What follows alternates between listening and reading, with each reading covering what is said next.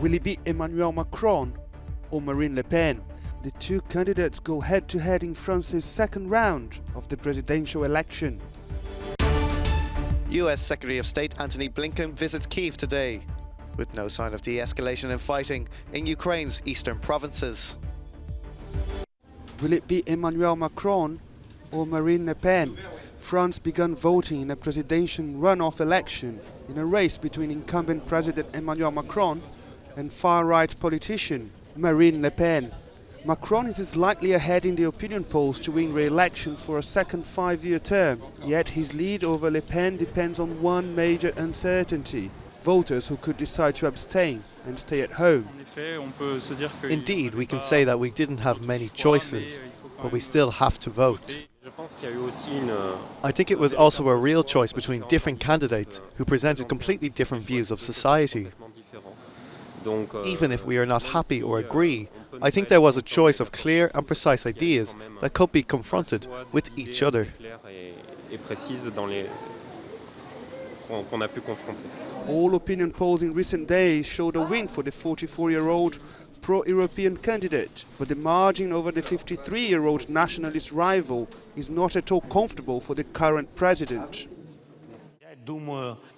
Ahead of the US Secretary of State Antony Blinken's visit to Kyiv today, Ukrainian President Volodymyr Zelensky held a crowded press conference in a Kyiv metro station, where he was quick to criticize the UN Secretary-General for visiting Moscow before his own capital. He told reporters that any snap referendum organized by Russia in the occupied regions of Donetsk or Luhansk would put an end to peace negotiations. In a follow-up video posted on Facebook, the Ukrainian president gave an account of the latest Russian attack on Odessa. Zelensky says that today Russia launched another missile attack on Odessa. As of now, 8 people are dead, with 18 wounded. These are ordinary, peaceful people.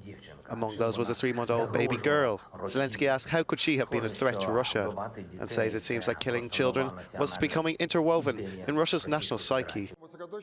Russia later confirmed the attack on the city. Kyiv, for its part, said 2 Russian generals had been killed on the Kherson front. According to the US-based Institute for the Study of War, Russia appears to be deploying more troops in the east of the country, preparing in particular for a massive offensive in the Donbas provinces. The standoff in Mariupol remains uncertain. Ukraine claims that another attempt to evacuate civilians sheltering in the Azovstal steel plant has been halted. For the moment, the steelworks remains in Kyiv's hands, but Russian forces continue its siege with relentless pressure. Packing worldly belongings and keepsakes to flee the fighting in Mariupol. That's what this family with 4 children have done after spending 2 months in their basement. They walked 100 kilometers to catch a train at Zaporizhia. The dad says, we walked for 5 days from village to village. At night, some old people were giving us shelter. The strength of love pulls them through, but it's a tough time for the children on so many different levels.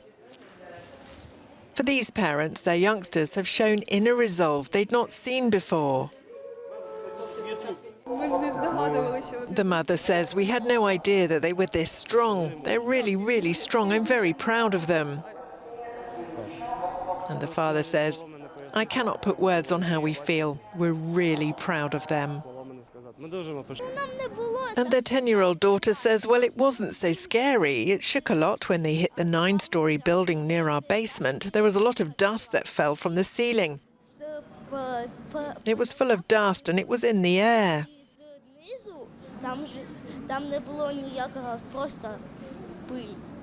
Leaving for Lviv, they look to the future, but the war in Ukraine is something that will stay with them. The dad says, we will never forget what happened. We cannot, but we need to keep our spirits and raise our children.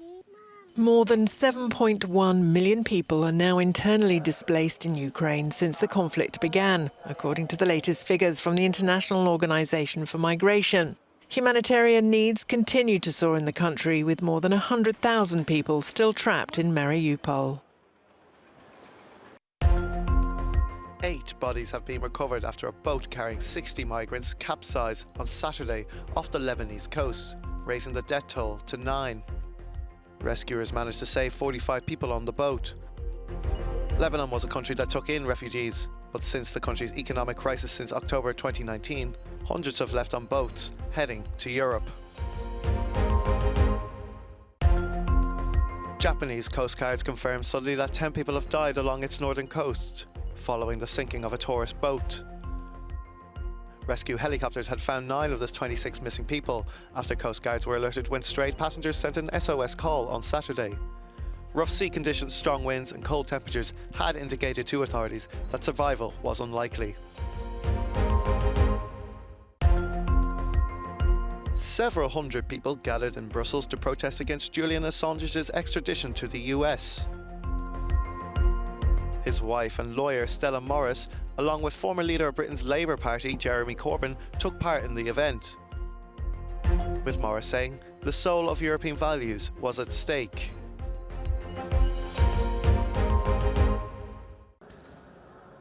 Inside the ornate Church of the Holy Sepulchre in Jerusalem, Orthodox Christians celebrate their Holy Fire ceremony, in which hundreds light candles for Easter celebrations.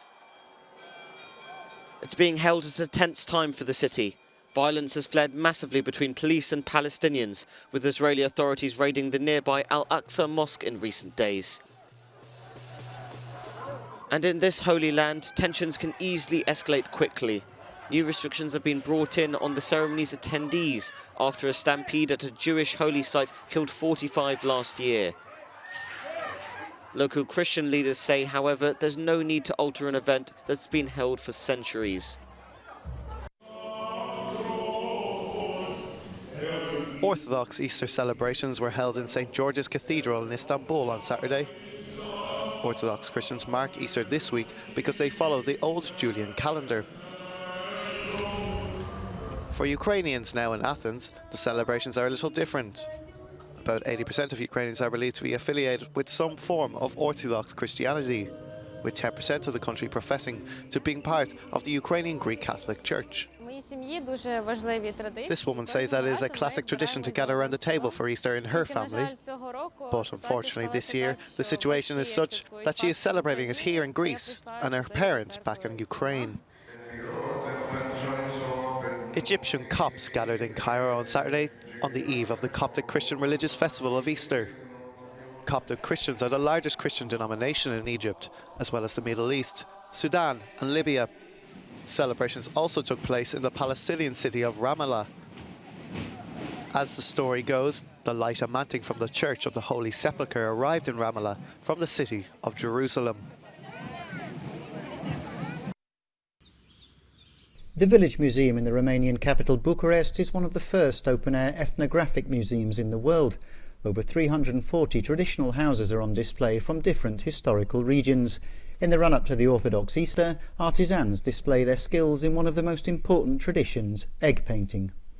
In Romania, painting and decorating eggs for Easter is a traditional art. There are specific symbols and colors used by the artisans which have different meanings such as life, nature or eternity. The decorations of the Easter eggs have a powerful meaning and they are manually painted by experienced artisans. But eggs are not just for decoration in Romania, they're also an important part of the traditional Easter menu, much of which is based on hard-boiled eggs. There's also a traditional cake named pasca, which is a sweet bread with cheese filling.